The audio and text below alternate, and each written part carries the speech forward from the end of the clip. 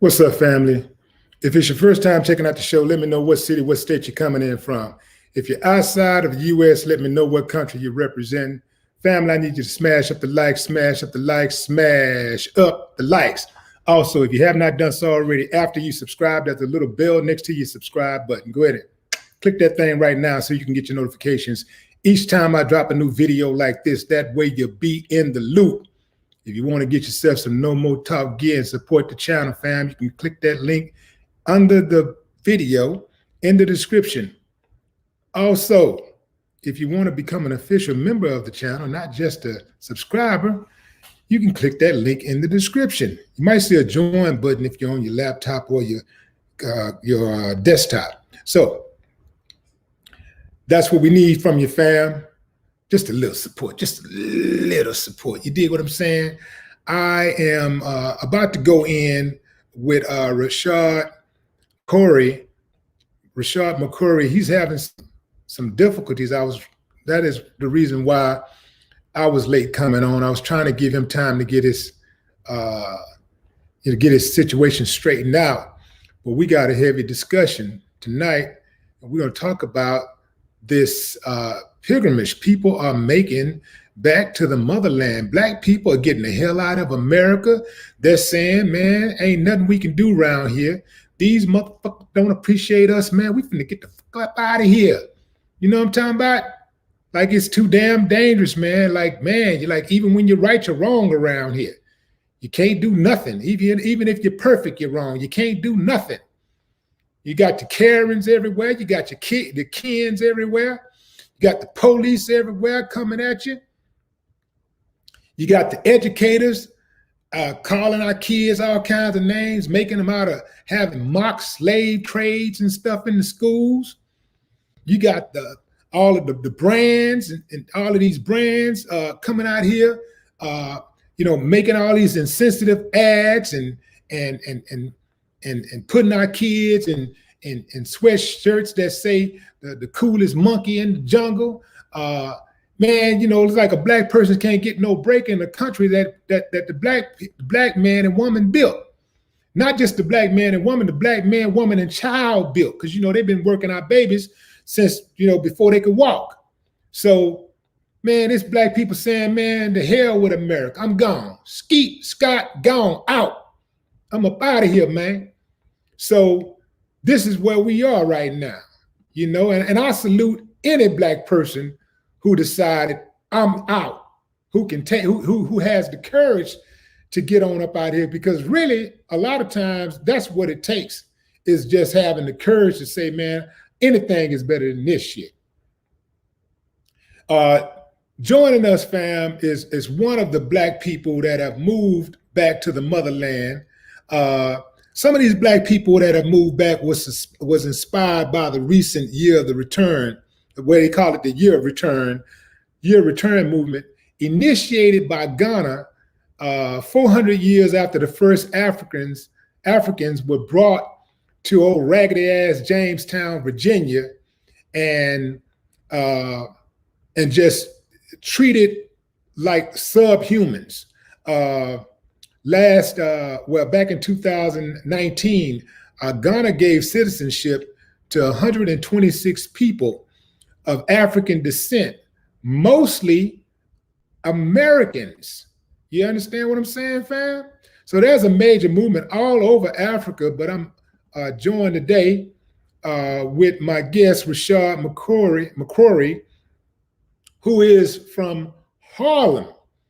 He went to Ghana and never left. I'll tell you how his situation came to be. In fact, I'll let him tell Rashad. Uncle, how are you? How are you? It's an honor. Thank you for having me. Hey, what's up, King? What's up, King? Can we see you on? You blocked out. You blacked out. Are you able to show your face on here?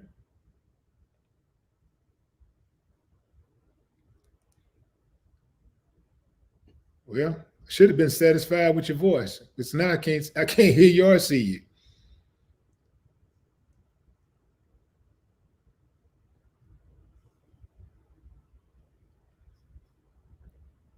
Bear with us, fam. Bear with us. We're going to go to whatever length that we have to bring you this important PSA tonight. Okay. Can you see me? Can you hear me? I can hear you, and I saw you briefly. Can you see me now? Yeah. Can you turn your camera the other way? Like turn it around so I can. There you go. Straight like this? Yes. Yes. Okay. Hold on. Yeah. I don't believe in excuses. I just want y'all to know that I've been working the last 2 hours to bring you this information. So now that we here, if you can see me clearly, you can hear me clearly, we can really work on sharing this information. I just want to thank you, Unc. I've been listening to you for a long time. I love everything you're doing. You really inspire me. And I just want to thank you for having me and thank you for your patience. Appreciate that, King, for sure, for sure. And I appreciate what you're doing too, man. You are really like getting people to really start to rethink that idea of just being in America and saying this is it. It don't get no better than this. How did your acceptance of Africa come to be? As far as for everybody. Yeah, for everybody out there, my name is Rashad McCrory. I'm the owner of Africa Cross Culture, a back to Africa travel movement. We do trips to Egypt, Ghana, Nigeria, Kenya, Rwanda, and Uganda. And I was originally in Ghana for 6 March, which is their Independence Day, 2020. I arrived in Ghana February 26, 2020. For a routine business trip, I had 4 Americans with me. We was exploring the country for their Independence Day week. And it was just a routine trip for me. I've been visiting Ghana since 2015. I've been organizing trips to Ghana since 2017. However, when the coronavirus broke out in the United States, I really sat back and, I thought about it. I prayed to my father who passed away in 2019. I called my mother and I talked to a lot of my friends in Ghana who I built strong relations with over the last, 5 years at the time. And I said, wow, at the time, I still didn't believe coronavirus was going to be in Africa. If you ask me honestly, I don't really think coronavirus was serious out here in Ghana, if at all. Maybe it reached here and died out, but I don't think it reached here at all. After talking to my friends and family, really looking at my funds, how I was going to run my tourism company, because it didn't take much to really understand that, hey, travel and tourism is shut down. So what am I going to do? Plane tickets rose to $4,500, $6,000 just to fly back home. I originally brought a one-way ticket just to have freedom of when I want to come back. Because sometimes I stayed so long, I was ready to come home early. And sometimes I brought tickets and I wanted to stay longer. Right. So I decided to stay. I said I'll wait out the pandemic and do the best that I can. I lived some time in the Bury Botanical Gardens. I spent some time in Accra. And as time continued to develop and I seen what was happening back in the States, and I realized how my life was changing here in Ghana, how I was changing as a person, I said, you know what? I'm going to stay out here indefinitely. As Unc said, I'm born and raised in Harlem. Family's from South Carolina. Mom and dad from South Carolina, or 4 of my grandparents from South Carolina, or 8 of my great-grandparents from South Carolina, as long as we can remember. And here, it's just been a blessing being around other people of African descent, being with other people who are just Black. Not saying in a horrible way, but I rarely see white people. I rarely see anybody of any other ethnicity. We all know about the mining that goes on that Asians do. We know about Lebanese owning businesses out here, but just being, as you put it so eloquently when you did the feature on me back in January, it was just special being a man. I started realizing I was just a man. I wasn't a Black man in America. I wasn't going from store to store, the Asian Chinese store, the Indian owned 99-cent stores, the Arabic corner stores, the white man's supermarket. I wasn't going into stores and nobody like me was serving me because they wanted bilingual people. I was just around my people, seeing my billboards, seeing superstars who were all Black, TV anchors, listening to radio show hosts, watching movies with all Black cast, and when the closing credits and seeing just all African names. And it really kind of helped me start to identify myself. I wasn't really thinking about race relations. Mm-hmm. I had another interview earlier today, and it was asking what inspired me. And I was talking about police brutality. I was talking about redlining. I was talking about education injustice. I was talking about environmental injustices and Yeah, everything. mass incarceration, everything, man. All this stuff that's stacked up against us simply because we're black in this country. Yeah. And simply because you have evil, inadequate people who have low self-esteem, who sit around and just block. All they do is block. You know, like anybody else can do their thing, but man, they try to run interference. When it comes to black folks, they just trying to run interference. So it's got to be a beautiful thing to know that when you put your work in, you get your return, and you don't have to think, well, perhaps I didn't get it because of my skin color, you know, or you have to sit back and watch somebody who is less talented get a position or gain something that you know that you deserved and you worked for. Yeah. Here, you know, I call them good problems. Like my problems is, you know, people always trying to scam me, or people always asking me for money, or you don't really know who really likes you or who just wants you for your money. Right. The issue here is classism. And being Black American with access to our American dollar, you're the one in the higher class. So I call those good problems. I'd rather be dealing with classism when I'm the person that has class leverage for my benefit because I'm Black American, because I have American dollars, rather than dealing with systematic oppression and racism.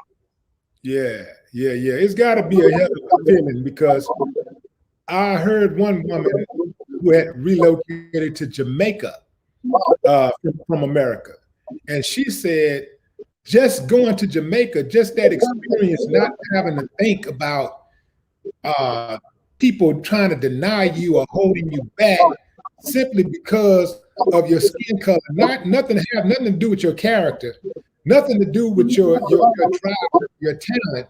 It's all based on your skin color, period. And she said it's a hell of a feeling just waking up, and not waking up as a Black woman, but waking up as a woman, not having to think about I'm this or that, and they doing this, that, or whatever to hold me back. Man, that's got to be a hell of a feeling, man. I got to make I'm telling you, I'm coming to Africa, and I think Ghana would probably be my first stop, because I really don't know anybody else out there. So when I get ready to make a move, you know, I'll be hitting you up. I've been getting a lot of people trying to get me to do some type of group to Africa, but you know, I don't know about going with like a whole group of people. I don't know about all that, but you know, I definitely want to make the move. You know, Ghana is the gateway. Ghana is known as the gateway, and Ghana is also known as Africa for beginners. You know, because of the welcome and the hospitality, things like the year return. But you know, Ghana has been called the Africa for beginners for decades now. So Ghana being a gateway, and Africa for beginners is always a solid place to start as we continue to venture off into different countries, as people find out more about their roots, their heritage, what speed is best for them. Because I always say, Africa is 54 countries with different traditions, different cultures, different languages, spiritual practices. You know, when people ask me about, I want to see lions and bears, when I want to see lions and giraffes and zebras and elephants, I say, well, you know, that's Kenya. My father was the first one as a child introduced me to African spirituality, but he was more of a chematologist. He loved ancient Egypt. He loved Ptah. And I say, you know, that's why I enjoy Egypt so much. I know Egypt is Arabic Africa. However, we still look at the pyramids. I do an annual August trip called the Lionsgate Portal trip. And we look at Egypt. I always come back with mental, spiritual downloads. And I'm riding along the Nile River, and I'm looking at the pyramids, and I'm looking at the Sphinx, and I go out to Luxor, and we see statues 20, 30, 50 feet high, you know, heads the size of bedrooms. So it's so much to learn when you actually explore the country and you see different countries and you learn the different cultures and you really see what's a good fit to you. I always say Ghana is a good place to start because it's safe. Ghana's a good place to start, but there's so many countries. I'm looking to visit. Special announcement. I'm looking to visit South Sudan soon. I'm 6'2". I'm a tall black brother. I want to be around the darkest, tallest people in the world. It's so many different countries and people and stories. It's been an amazing experience, and I'm ready to start traveling again. I've never taken a test. Nobody ever swallowed my peanut gland. I won't take the vaccination. I'm trying to find ways to get that, the card. Okay. Speaking of that, Rashad, do we have to take the vaccine to come to Africa? Currently, no, not as of now. For Ghana, the only vaccine that's mandatory, and it's been like this for decades, is yellow fever. I bit the bullet and I took yellow fever back in 2015 for my first trip. The only vaccination that's mandatory is yellow fever. As of now, you just take one coronavirus test within 3 days of your departure to be able to get on a plane. And then you have to take another trip. You have to take another test upon arrival. That costs $150. And now to get back into the US, you need to have a test within 48 hours to get on the plane to get back to the US. So for my company, what kind of test to get back to the US? The swab. I think it's called the I can't remember the name of it. I haven't even taken it myself. I've been here. I've been holding down the not the COVID test though, right? The COVID test. Everything I was just talking about was the COVID test. So you need the COVID test 72 hours before departure, upon arrival in Ghana, which costs $150, and you need another COVID test when you're headed back to the US. Okay, but you don't have to take the vaccine to go back to the US. No, and not even to get in Ghana. Right. That's here's another misconception. Well, maybe it's not. I don't know. Maybe you can tell us what the truth is. A lot of Black people in America feel that they would be jumping out of the pot into the fire if they come to Africa because they feel like Africans do not want Black Americans in Africa. What do you say to that? They are Africans who don't like Americans, but it's usually due to envy, jealousy, financial reasons, because a lot of us, we want to go to Africa and find our kings and queens, or we want to find our roots, but we don't really understand. Once you step on the soil, you are the king and you are the queen. Your money times by 5. That's my. Oh man, you shouldn't have told me that, Rashad. You shouldn't have told me that, man. Yeah. When I step on the soil, I'm the king. Yes. Yeah, you shouldn't have told me that. You have money, you have status. For even coming back, that's a level of accomplishment. So when we come back to Africa, the majority of Africans look at it as like, oh, my brother, my sister, you have returned, and they look up to that. They see that as something to praise. It's for me. I can't co-sign that totally, because I've ran into so many who just use it as a line to get into your pockets. They see money first, and it starts from the government. It's tourism and foreign taxes on everything. Okay. So it starts from the government, but it's not an outside acknowledgement that, oh, we bow down to you, or you're coming in. First off, you're returning home. You're coming from a place that they all want to travel to for good reasons or bad reasons, or stereotypes, misconceptions or not. You're coming with money. So I would say, like, you could make $20,000 a year. That's why I tell everybody who wants to come, work on your online income. You don't want the dollar to fall. I know it's down with Babylon, but you want the American dollar to stay strong. You want to be able to leverage your American dollar here in Africa. And Ghana has, I believe, the 3rd or 4th strongest economy in Africa, especially sub-Saharan Africa. So you come in with wealth. You come in with, as much as we like to deny it, you do come in with a sense of Western education. You have information from technology, things that we like. When I wear my AirPods and my Apple Watch, only the elitist of the elite, only the most educated with the tip top jobs. This is common. This is regular. You know, so we got to understand that most Black Americans, even if we're in poverty or poor in America, we're wealthy around the world when we go to other places with that money. Right. So you already show a level of commitment even coming to the continent, because everybody's aware of the stereotypes. Okay. So, oh, you decided to come. You're not calling us respectfully, because this is the one they always say to me. You're not calling us African booty snatchers. You're not worried about getting kidnapped by Boko Haram when America's the #1 sex trafficking, kidnapping place in the world. So it's a level of respect, but you have to be able to identify it yourself first. You have to know that you're coming not in an arrogant way, but what you're doing is noteworthy, that you're blessed, that you're called, and that you're actually there, and you got to walk in your kingship and your queenship and learn how to be strong leaders. Go back to that part about this idea of getting kidnapped. Black people think they're going to get kidnapped in Africa when America is the #1 kidnapping country on the planet. We always, especially why are people so afraid of Africa when America is like all this crime and corruption and killing that go on in America?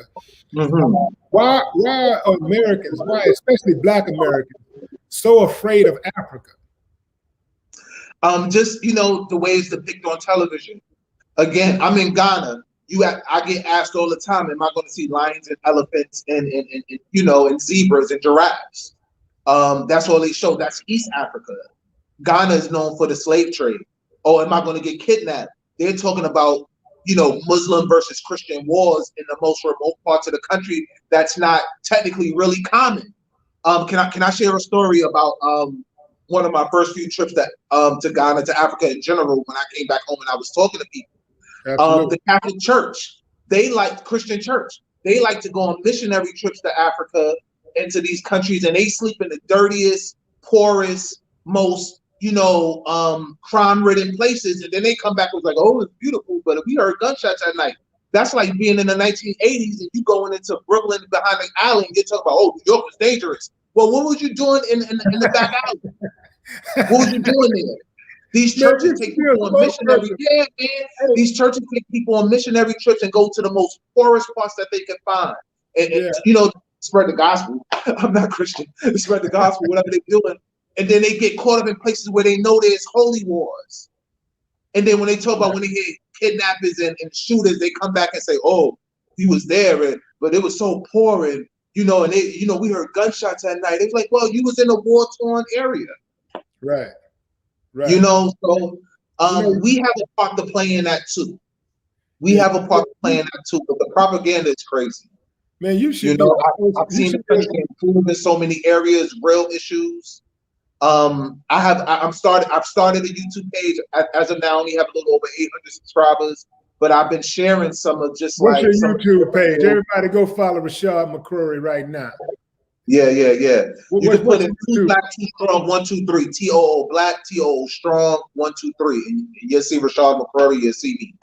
I'm gonna really get back on top of it because I like to share the good, the bad, and just give people a balanced way out. Because one thing I've been on CNN, I've been in Forbes magazine, I've been on ABC World News, World Grill, blah blah, all that. A lot of opportunities I lost because I've been here over a year now. I've had good stories and bad stories. Places contact me in the middle of my bad stories about people trying to scam me or I feel a certain way, and I share those stories, and they don't print those stories. They only want to print the, he's home, he's happy, and he's leaving America, especially during election time, as far as mainstream media. So we're Black American. We've been through slavery, Jim Crow. We've been, what we're going through now. We are more than equipped to handle any situation, any troubles, trials, and tribulations that meet us out here. We just got to know that they're out here too. We got to know that everybody who's smiling in your face out here is not your friend. Somebody might save you. I'm going to use American dollars. Somebody might be saving you 10, 20, 30, 40 American dollars, but you don't know they're scamming you on thousands of dollars on the back end. These things happen. So we can't put our street smarts to the side. We can't put our eyelids on thinking everybody welcome us home to death. We're African until we open our mouths or we wear our travel pass. I know a lot of travelers because they wear their badge. They wear their badge. But you're African until you open your mouth, and then you're foreigner, and then you have dollars. And I think, you know, that comes from dating. That comes from just day-to-day interactions and buying stuff with stores. That come with business propositions. That come from riding in the cab driver. So, you know, be aware of everything that goes on, but know that this is a place that does welcome you. You're not walking into South Africa trying to live in Cape Town. You know, that's where apartheid and things of that nature. But, you know, So how much money do I need to come to Africa and live materialistically like a king? Yeah, that's what I'm talking about. Because you don't know how many people here come here like, oh, I just need enough money to survive. I just want food and shelter. Why would you come to a place where you're a king and a queen and you just want food and shelter? Yeah. You know, so I say minimum. I'll say 20,000 a year coming from America. Minimum. What kind of apartment? Like say, could I get me like apartment like a Manhattan type clean apartment in Manhattan, or I'm like a cool apartment in like Dallas, Texas, you know, somewhere in Tallahassee, Florida. What I've done something interesting. I'm currently located in the Central region. I'm actually in Elmina, a town called Elmina, Elmina. I'm about a 20-minute walk from Elmina Slave Dungeon, and I'm about a 20-minute drive from the Cape Coast Slave Dungeon, the home to the door, no return. I would say these places like Florida, a lot of Black Americans have come here to retire in the Cape Coast, Elmina area.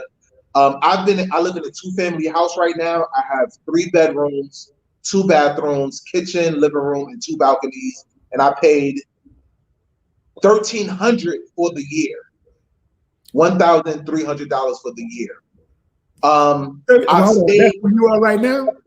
Yeah, that's where I'm at right now. That apartment looked like that apartment on Coming to America when what's his name? He hooked it up. Arsenio hooked up the apartment.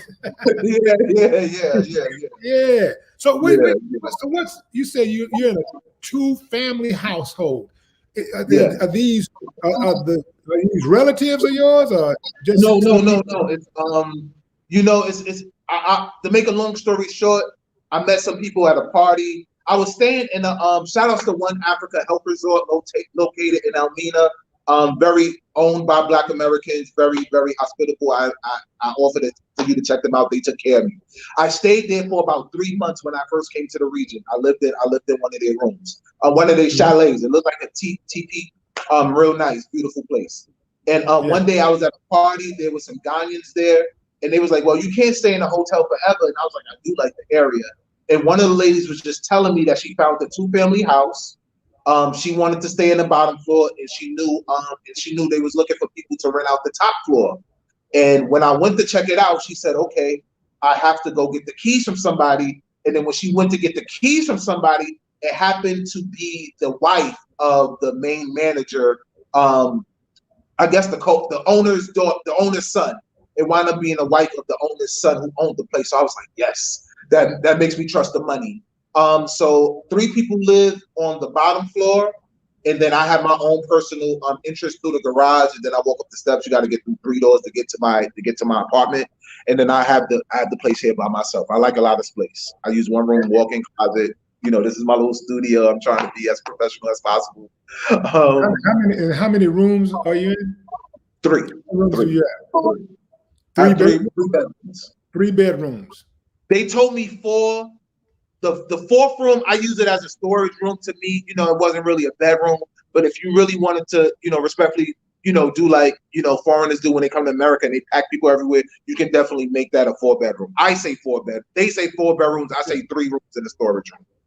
Man, I just had a thought, man. Like somebody could actually come to Africa and live to get themselves together. You know how people in America sometimes will live with a friend, or they go back and live with their parents so they can get back on their feet. You know, they live with their parents or live with a friend and pay minimal rent or whatever, or just help out with a light bill here and there. You can actually have your own space in Africa for $1,300 for an entire year talk about getting on your feet and learning, and like really going back home and learning culture, and perhaps even relocating that permanently. You could really come up. That's what I've been doing. Yeah. I can't wait. I can't wait till I really start traveling again, because instead of coming home to America in between trips, I'm coming back to Ghana in between trips. And then when I go to South Sudan, back to Rwanda, Kenya, Cameroon, everywhere else I go, instead of going back to America, I'm gonna be coming back to Ghana. Yeah. Now, a lot of people also have trepidation about, a lot of Black Americans have a trepidation about coming to Africa because of the concept of relocating without having a job, right? Because there are people right here in America who won't move to the next town, let alone the next state or country or continent without a job already, without a job secured. So how do you get those people to understand that, like, look, if you want, this is what you want to do, you just have to be committed, and this is how you go about being committed? I would say prepare. I was divinely prepared, but under normal circumstances, I wouldn't have moved here under my circumstances. What I would say to everybody is, I would say we're in 2021. Find a way of getting online income, whether it's working remotely, whether you start an online business, because I strongly believe you need to leverage your American dollar. If you come here, some people are going to be blessed, but I hate telling people they could be blessed and they could get lucky today, because then everybody think they're going to get lucky. And it may not necessarily be best for you. I would say don't come here looking for a job.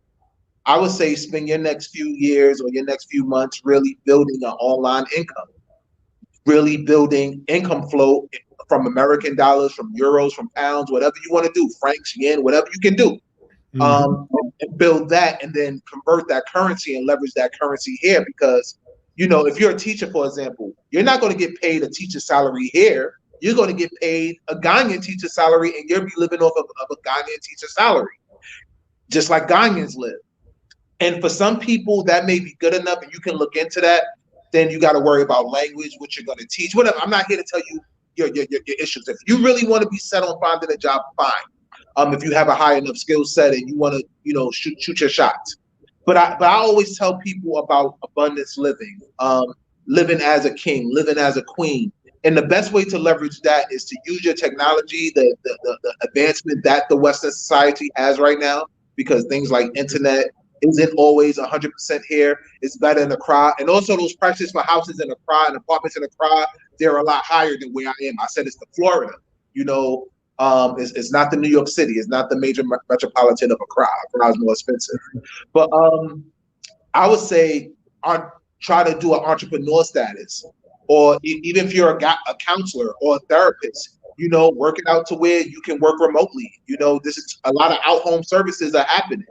If you want to be a teacher, start these online, try to get something with these online universities. Whatever you can figure out and whatever your niche is, leverage that, rather than coming out here and do the traditional 9 to 5, because you got people working out here 6 days a week, 7 days a week, and they're making an equivalent of 75 American dollars, a month, 50 American dollars a month.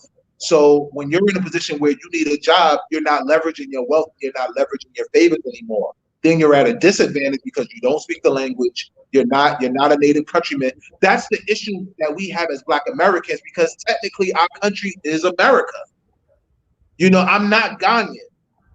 Right. I'm Kenyan. I can even say I'm not Jamaican, I'm not Haitian, I'm not Trinidadian. Technically, I am American, despite what we say. So when all things are equal, you have an equal talent, a Ghanaian has an equal talent, and you ain't got no money they say dash out here. You ain't got no money to slide under the table. They're going with the Ghanaian, unless they could think they could get a favor from you. We hear about, I don't want to use the word corruption, but we hear about, hey, you can buy police, you can buy a police officer, you can buy a favor. You leverage that here. So if your money's not right, and you come here with the traditional American mindset, I went to school, I have these paperwork, I want a 9 to 5, you may be able to leverage yourself, but somebody's going to want a favor. They're going to think you have more money than you really have. and then you're going to be living like a regular Ghanaian teacher. You don't want to live like a regular Ghanaian teacher. You want to live like the professor who does this online course, who get paid in this American dollar, who just happen to be living here in these, African countries. Because I'm about exploring every country as you can, any country that fits for you. I'm just in Ghana right now. I used to live in Paris, France, and when I was there, at times I would go into the store or somewhere, and the French people would sometimes take exception to me not speaking French, right? And sometimes, they like really get an attitude if you don't even try to speak French. Do you get any of that type of attitude from people, like from Africans, like when you're not trying to speak African? Do you feel any kind of? They're very encouraging, and they're very responsive in a positive way when you speak the language. If you say something like "madasi," which means thank you, or "mapaucho," which means please, excuse me, they're very honored, because it's a lot of Americans out here that doesn't take the time to actually learn the language and engulf themselves in the culture, because this is an English-speaking country. English is technically the first language, and they speak so many different languages here, whether it's Tree, which is the main language outside of English. I'm in where I stay right now, they speak Fanti. Fanti is similar to Tree, it's just a little bit more difficult. They speak the Gambe, Ewe, so many different languages, and this is just in the immediate, Eastern, Central, General Accra area, the language I just spoke of. So here is definitely a benefit. When I'm in Kenya, Kenyans, they feel insulted more when you don't speak the language. And even though they speak English fluently, they sit right around you and talk, have regular conversation, not even trying to hide stuff from you, and they speak Swahili, because they feel like you're in our country, you should speak our language. Ghana is a little bit more lenient as far as speaking English to you, and allowing you to speak English full time. But you do get favor, and they do admire you when you do speak their language. Right. Yeah, I can see that. I can see that. I never tried to really speak French, but I try to do a little Azerian. When I lived in Azerbaijan, so a little Russian, and yeah, they do appreciate it when you try. Now you got, even if you just say one word shows an effort. Even if you only know one word, it shows an effort. And you're right, they do appreciate that. What are some of the other misconceptions that people have about Africa? And I want to say specifically Black people, because I don't really care what anybody else thinks about Africa, because I think a lot of people that, let me back up. I do care what people think that are not basing their opinion on Africa being this shithole country that Donald Trump say that. Okay, so for the people that want to learn, and that are respectful of the culture, but just may not understand, what are some of the misconceptions out there that you can enlighten us on? Yeah. It's hot, but it's not always hot. Like even right now, so you can hear me. I turn my fans on. I have my lights on me, so I'm sweating. But you can find fans, air conditioners. It's not sweltering heat all the time. So sometimes people think about, Africa is hot. You're gonna die of starvation. I mean, dehydration. Things of that nature. That you can't have. There's lounges. There's clubs. There's entire diasporic communities. When I say diasporans, that's including of African Americans, Ghanaians from the UK, Germany, Black Americans, Caribbeans from all the islands. So there's clubs that play American music all the time. I don't really like those clubs. I like Ghanaian music a lot better right now. Right. As I spoke of before. So you can have fun out here. There's beaches, there's lounges, there's clubs. The food is good. The food doesn't. Certain things may make you sick when you eat, but like there's one meal that I don't eat called wache. For those who know wache, with the beans and everything, it always makes my stomach run. I've tried about 4 or 5 times. I can't eat wache, but I eat everything else clear. And actually, my first few trips to Ghana, I actually learned and noticed that I wouldn't get sick until I came back to America and started eating that America processed foods. Yeah, right. So I would never get sick. My first few trips to Ghana, I never got sick. I didn't get sick for the first time until my third trip to Ghana, which I really started exploring more with the food, and that's my first attack with watching. And I would never have the runs or anything crazy like that until I got back to America and I started eating our processed food. Right. So the food isn't as sickening, you know. Y'all go to I'm about to go off. Y'all go to Cancun, ain't worried about worms, but you talk about you don't want to go to Africa, you know. So that's another stereotype. Again, yeah, you know, you do see poverty and you do see poor. However, at the same time, what we fail to realize, just because somebody doesn't speak the same language as you doesn't mean that people are stupid or dumb. People are very shrewd out here. People are very smart out here. People are very savvy out here. And I think we have this preconceived notion that we're coming to a poor place uneducated, where people are not smart. Just because they may not have our level of education, which is, even though our education is lower for the standard of America sometimes when we start dealing with, education reform and things of that nature, that doesn't mean these people here doesn't have basic common sense. Yeah. The American media did a hell of a hit job on us, bro. They got us good. Because I remember growing up, from the first maybe 10 years of my life, 10, 12, 13 years of my life, I thought the whole continent of Africa was full of little babies with big bellies and eyes on their faces. You know, because that's all they ever showed. And as I got older, I realized how dangerous it was to those people, the diabolical people who would go out of their way to make sure that they paint Africa in a bad light, so that Black people in America can look down on Africa and never come together. If they can keep us apart, then they can continue to rule. They can continue to rule us, right? Yeah. And it's us too, because you mentioned Coming to America. I don't know if you've seen Coming to America Part 2. I did. I did a little small video on my YouTube about it. I was insulted by how they painted Africa in such a great light, but the Black Americans, we were still ghetto and hood and acting ignorant. So you want to show Zamunda all beautiful and how status high the king is and the queens are and the order and everything like that. However, we still stupid ass say what? You know, and making these dumb ghetto hood jokes. Because Africa watched that too. So Africa is looking at the Black American. Well, that's kind of how it was in the first. No, it got progressively worse in the second episode. That's the second installment, because the first one you saw some stealing and going on. Remember they stole the tires off the car, just like that's the 1980s. That was real though. Yeah.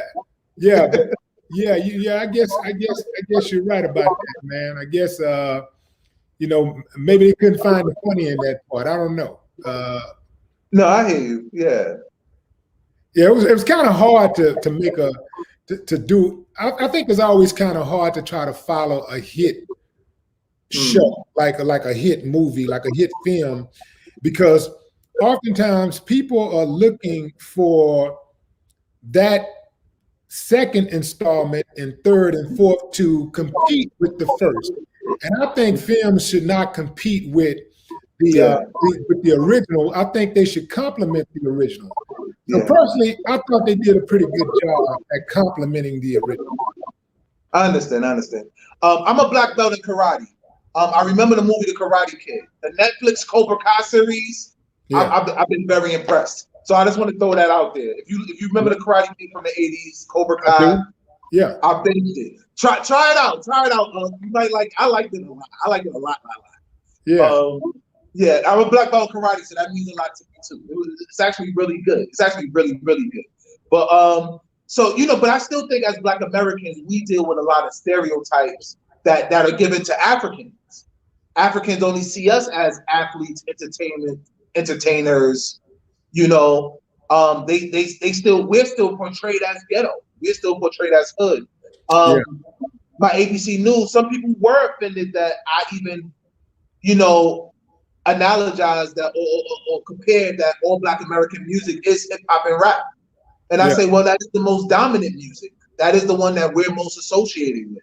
Man, speaking of that, I don't like when Africans pick up American ways, like the music. I don't like when the African youth like this shit that we doing that's happening over here in America, because this music right now, like the music is stagnant. It's not really growing, and then it's not really fruitful music overall. No, of course, there's always exceptions. Don't get me wrong. There's always exceptions. There's always going to be great artists, but the dominant, the stuff that's dominating the airways, dominating the streams, is the recessive stuff. And I don't like when I see Africans in videos doing. I don't like when I see Black kids doing it, but to see Africans doing it, picking up these ways, like mimicking. I see that in Nigeria a lot. Pulling up, I don't like that, bro. Like, I'm like, man, y'all following the wrong crowd. Y'all don't even know that y'all are ahead of us. Like, y'all got it good, compared to. I'm talking about from a moral and value standpoint. I actually look up to Africans, because another thing, like how right now in America, there's a lot of tension between the genders, the male and female gender when it comes to Black people. Do you sense any of that in Africa? No, I'm actually, I keep plugging my YouTube, right? I'm actually about to record a video just telling men why they won't find an African queen. For those who want to come out there and find an African queen.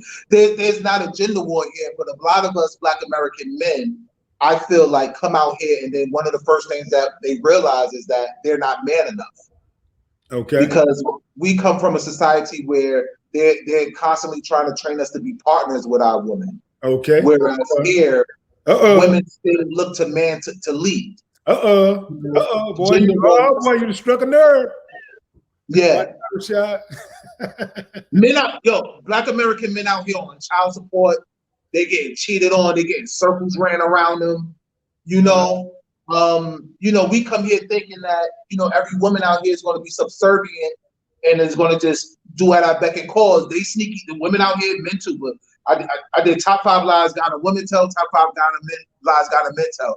The women out here, they lie too, they cheat too, they sneaky too. So we may come out here thinking like, oh, it's such a different world out here. We're going to come out here and I'm going to find an equal partner and we're going to love each other. No, you still have to be a man out here. And it's more difficult for you to be a man out here because you're in a society that's been beating you in the head for 10, 20, 30 years about, feminizing you. And now you're in a place where the woman wants you to be the breadwinner. The woman expects you to have money. The woman expects you to be a protector, to be a provider. So if you don't know how to lead already, you're going to come out here and have to learn how to lead. Or you can start learning how to lead and be in a relationship and have experience while you're home and then come out here ready, knowing what to watch so people don't run game on you. And I've been saying that consistently this whole time. Don't come out here with this kumbaya, I call it the African dream. Okay.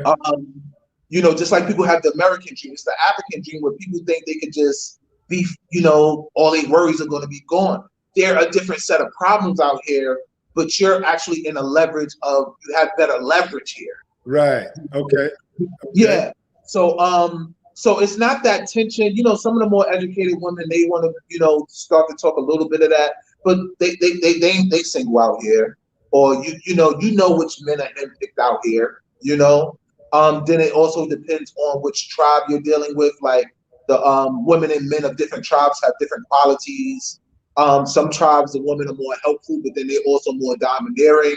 There's other tribes like the Debunking tribe, the men are more dominating, so the women are more subservient. But the Airway tribe, their women are more helpful, but then they're also more controlling. I'm in Fonte land. The women here, Fontes, they be running circles. They try to run circles around you because the men are a little bit more weaker, please. So when you come out here on your with your American mindset, you sit here and talk about you want a partner. In America, you're trained to want a partner. Here, you're supposed to be the protector and provider of your home. And then the women here are supposed to support you and in return, you get safety and security. For her safety and security, she honors you, she respects you, she gives her all to you. So it's even difficult when you find a woman who don't even know how to serve you right, because there's so many women who know how to serve correctly, but then as men, we have to be better leaders out here. Right. And I learned that the hard way many years ago. That's what I'm divorced. I've been divorced maybe about 5 years now. But that was one of the things that I had a steep learning curve. Good thing that through my divorce, I learned that I was going to do things the wrong way and I rebound from that. But when I was first out here, it was cool because I was just out here for 6 weeks. I was out here for a month. I was out here for 2 weeks. So all my ladies was being cool with me. But when I started staying for 2 months, 3 months, 6 weeks regularly, that's when I started really learning. We can talk about that more another time. But that's when I really started learning, like, hey, women here are not too much different.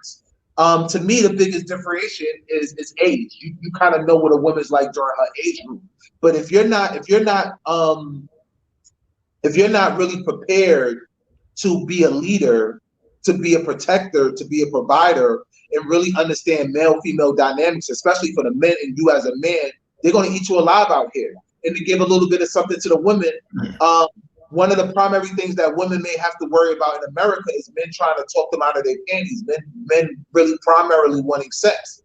Here, the men here want your money. So you may think that they treat you better, they like you more. No, they want to get in your pocket. That's why I say your euro, your dollar is so important. Here, they're settled, they're bite their tongue. They may know that they have better options within the country, but your wealth is a life changer. It's generational wealth to them. They meet an American woman online who's making $40,000, $50,000 a year. That's a game changer for them. They could get you to send them $200, $500 a month. So we have to kind of learn these things so we could be equipped to have a successful transition. There's so many people coming back with horror stories because they come thinking it's kumbaya and then they get caught up in the mix. These are countries that's struggling to survive too. But again, it's for your leverage. You're dealing with a lot of classism, but you have the leverage that you're the one in the higher class, a leverage that in mass we don't have. You're the athlete here. You're the doctor here. You're the lawyer here, income-wise. And we have to leverage. How many women can I have? As many as you can handle. I don't recommend more. As I can financially support. Women are still women. As many as I can financially support. As many as you can financially support and actually mentally handle. Because I've talked to Americans who have multiple wives. I've talked to Ghanaians and even in other countries, other Africans who have multiple wives. Like, what's the point of having, I guess if you want some in different countries and you regularly travel, cool. But what's the point of having one wife in one city? I'm gonna use American example. One wife in one city and another wife in another city. And it works for some. No, it works for some. But is that really having multiple wives? If that's what you want, and I take that back because that do work for me. But you can have as many as you can support and be happy and not be stressed out. You can only marry one. Right. You can only marry one. But the general understanding is that it's okay to have multiple wives. Yeah. See, wait a minute, hold on. You say you can only marry one, but have a general understanding that you can have multiple wives. What are you saying? Yes. That doesn't make sense. You can only legally have one wife. Okay. But if you have the understanding, that's more where I was going into. If you have the understanding with the woman that, hey, you're going to take on more wives, and then you bring the women in who complement the entire family, you can have as many as you want. I'm taking in more wives. I'm just taking in more women, more companions. Legally, it's one wife. Okay, so more companions. I'm taking on more companions. Yeah, I'm not saying, look, I'm speaking in general. I'm not saying that I want that. I'm not even interested in that. I'm just saying. No, that's a question I get a lot. That it might be. I got to look out for the fellas. You know what I'm saying? Yeah. Legally, you can only have one. I'm not sure about with the Muslim with Muslims here, because I hear Muslims say that they have multiple wives. But my general understanding is that legally you can have one wife, but you can live with multiple women. Because like my thing is, if you have a wife, you know, and you divorced, or you have wives under different certificates, I don't know. But legally you can have one, but it's acceptable if you have multiple wives, especially if you could support them, and especially for your own sanity, because you know a lot of men ask that question just because they think that's balling. But if you have multiple wives and they all, or multiple women, and they live under the same roof, but they arguing all the time, so you got to keep them separated. Right. What's that? Yeah, that's a headache. You don't want that headache. I heard you mention earlier about child support. What does child support look like in Ghana? I don't know. I hope I never know. No, but I'm saying, is that a big problem out there? Like in America, it's a racket. In America, it's a racket. Child support is a racket in America. What does it look like? Does child support have some dudes just wanting to like jump off of a bridge? I mean, is it that? From what my understanding is, I don't even want to talk about child support in America. Here it seems like they just have some issues enforcing it. Like in America, you can't really hide from it. As soon as you get pulled over, or as soon as they block your passport, and you can't get a new passport, if you owe child support and your passport expired, you can't renew it. But if you owe child support in America, and you already have an active passport, you can still use it and travel. As of now, or as of 2020 when I left. Here they have a difficult time actually enforcing it. So I do know multiple people, Americans, who are on child support here. However, if they don't show up to court, you know, they can't garnish your accounts, things of that nature. So people are on child support here, and they are pressured to pay it. But at the same time, it doesn't really put you in a headlock like it does in America. Right. Another one of those questions that I think a lot of people have, I think is, maybe you can clear this up. A lot of people in America think that there's a lot of, like, it's a major problem. I guess Africa has more of a problem with sexually transmitted diseases than America does. How true is that? I live by two rules. You can sleep with a virgin and catch a sexually transmitted disease. You can have 1,000 partners and never catch one. However, I firmly believe with saying that, I personally believe that you can easily catch as many sexually transmitted diseases in America as you can if you're not being protected here. I don't think it's higher. I'm as I explained to you before, as far as one of my things on why I didn't really want to go back to America and coronavirus. I remember talking to one of my pharmacist friends, and he was like, "You don't know how many people in the projects next door got AIDS, man." They're here. I remember one of my Black American friends was giving me a tour around here when I first got to the region. He was like, "Yeah, and if you ever catch something, that's the clinic that you want to go to if you ever need a shot." He was talking about venereal diseases. He showed me where it was. So that alone right there let me know that that's out here too. So I don't want to talk about statistics where they say, this African country is the AIDS capital, or there's so many people, because when we're dealing with systematic white supremacy, I don't want to say supremacy, but we talk about institutionalized racism. A lot of that is choreographed too. They choose places and they plant that there. But if strap it up, because women here cheat too, men here cheat too.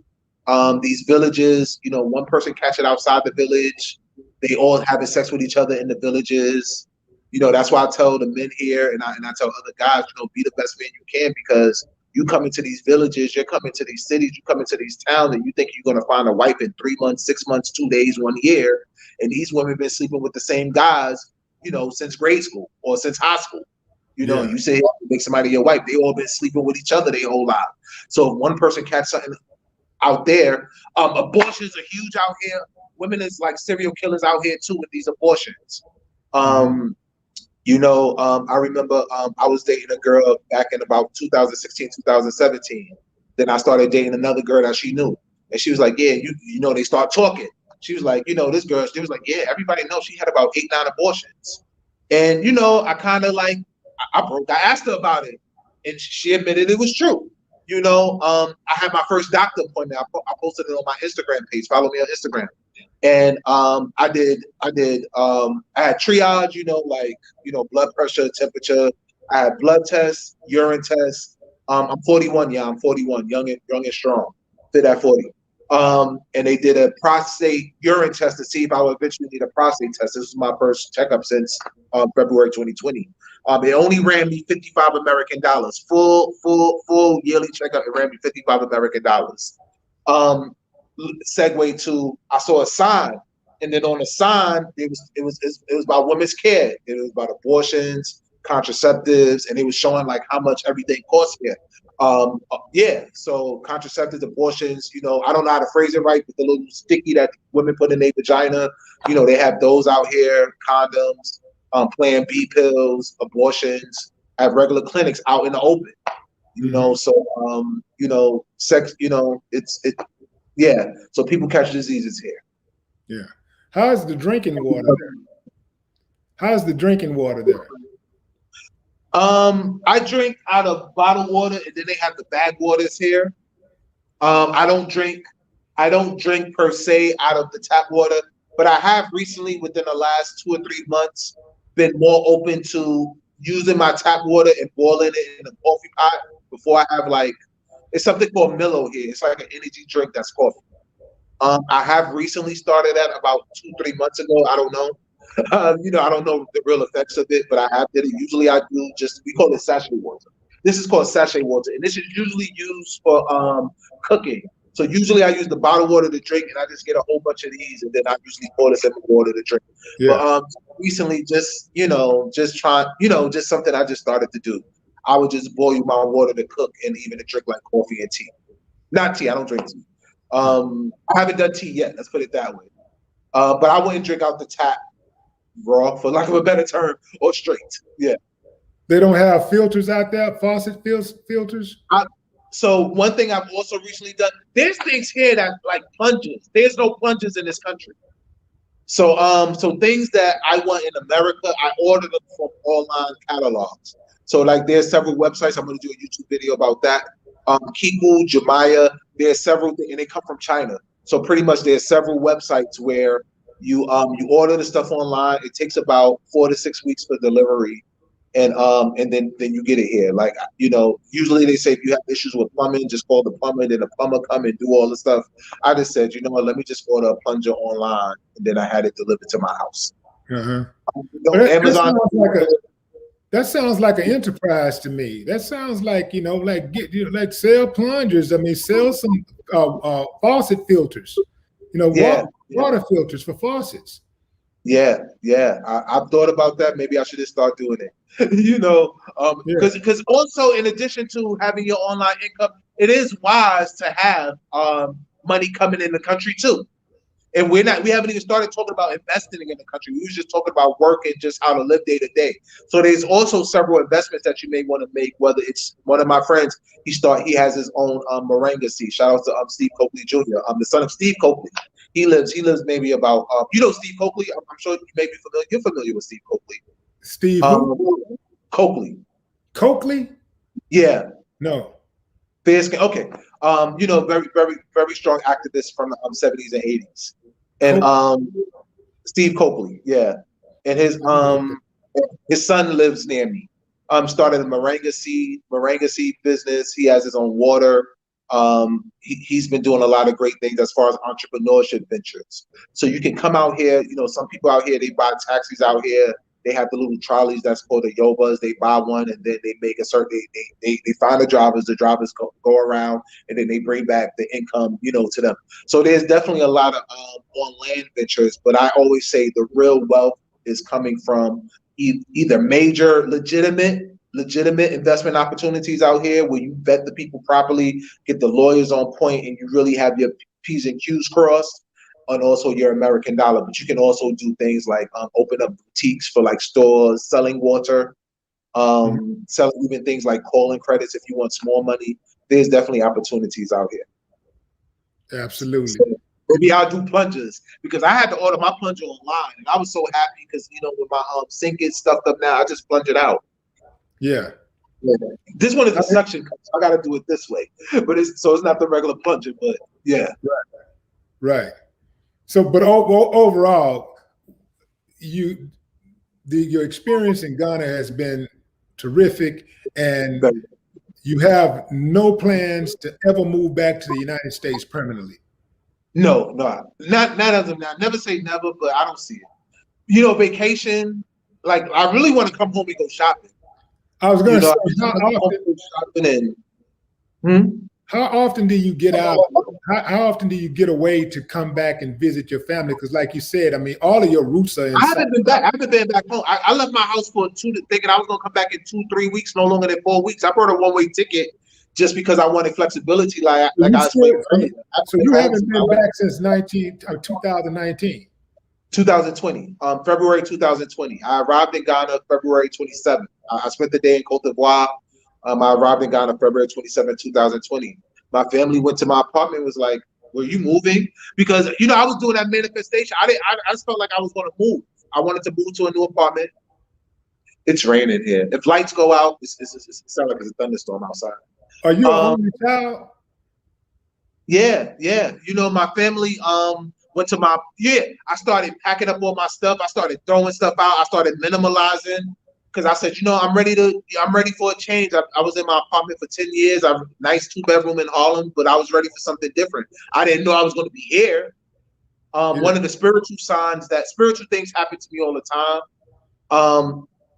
One of the spiritual signs is when I was redoing my apartment, getting ready to leave, I was renovating my apartment to leave it in good condition so I could be blessed to the next place.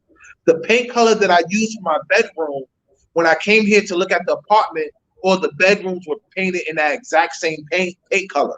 It was like an ocean watery blue because I wanted my bedroom at home in America to be relaxing, to be soothing. I love the color. Yeah. And when I came here and I just saw that the bedrooms here were the same colors, I was just like, oh my God, this is my home. Yeah. What's your immediate family dynamic like? What does that look like? Do you have siblings? Are your mom and father still alive? My father passed away, unfortunately, August 2019. My Egypt trip, our Lionsgate Portal Egypt trip, August 7th to August 13th is usually dedicated to him for me because it was his birthday, August 7th, when we found out that he was in the hospital sick because I was calling him all day from Egypt. My father passed away. He's the one who actually, taught me about African spirituality, like I explained earlier. He used to be in Harlem in the 60s and the 70s, Convent Avenue, 125th Street, books, audios, everything. So I love my father. My mom, great mom, my mom and my dad were separated. She remarried the first guy I ever saw her with after my father, after they separated. So I said, at least, hey, I met him when I was 14. She married him later. Their marriage actually got, postponed due to coronavirus. I have 2 older sisters and 3 younger brothers. So are y'all close? We're cool. I'm kind of the hermit. I'm kind of the black sheep. I kind of do my own thing. I'm waiting for my mom to come out here, my mom and my stepfather to come out here because I just think it'd be nice for them to be out here to visit. I tell people I'm the one in paradise. You should come here. Why should I come home?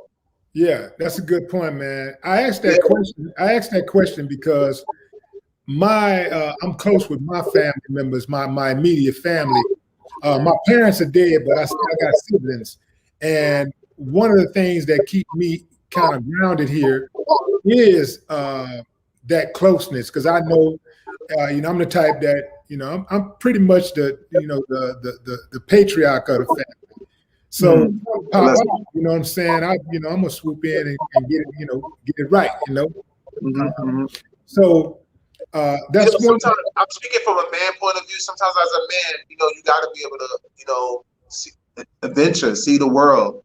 walk away even from, and not let the family hold you back, especially when, people want to worry and fill you with fear. Sometimes as a man, we got to step out on that venture. And I say people in general, you got to chase your dreams. Yeah. But speaking from a man point of view, like it's hard, it's difficult.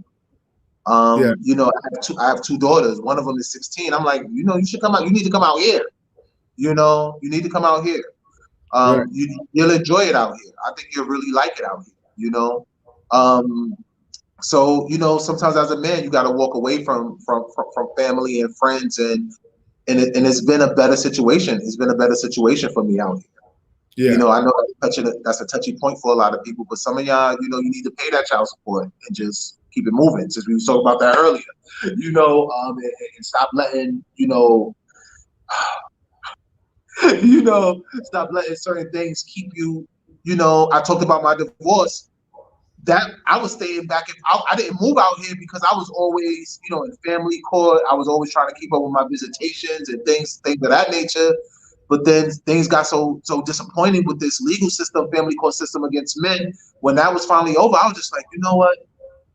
At least I get to spend more time in Africa. And then when it was time for me to be out here, one of the things I weighed, I said, you know what? I just think my life would be so much better out here. I think the best thing to do for Rashad McCrory, to do for me, Rashad McCrory, would be to stay. And I had to put other people, I had to put myself as a man first, and I think some of y'all men out there need to hear that, despite what American society tells you about being a father or being just a man in general, worrying about everybody else. Every plan accordingly, do your own individual life. But Rashad had to look out for Rashad. Rashad been flying back and forth to America thinking about other people, knowing that I should have been out here. That's another reason why that transition has been easier, because I've been fostering so many good relationships and I've been doing what I'm supposed to do. And the only thing that was keeping me back in America was family. And then finally, I just said, Do you have kids? I have two daughters. Oh, yeah, that's right. You said your daughter, one daughter was telling you to come back. No, you come out here. I'm the one somewhere different. You want me to come back to New York for what? For what? Yeah, get on that plane. Your kids are grown. No, the baby is 7. Right. So that's a little difficult, but again, sometimes we have to make tough decisions. And my plan, my goal is that as she continues to grow and develop, she'll be out here with me, whether it's for vacation, fly back and forth, and she'll see who her dad is and what he's been doing for the world. And and I trust her mom to the point that she's not poisoning my daughter. And if she were doing that at the same time, I'm living my life calling. I'm not on CNN. I'm not in Forbes. I'm not with Willie D Live right now. One of my role models, for no reason. I'm not helping people for no reason. I'm not so happy. I'm smiling. As many men over children, committing suicide and dying and ruining their lives, living mundane lives on child support with no money, not happy because they staying around for somebody else. And I'm not talking about I fought for my child. I lost my battles, and then it's a blessing in disguise. Yeah, well, I'm happy. At the risk of being messy, I want to encourage you though to do whatever you can and to try to make at least a couple of trips a year to get around baby girl, because them little girls, they need their daddies, man. They need their daddies present. They need daddy. They need to know that daddy, if something go down, daddy gonna be like this right there. He gonna be right there.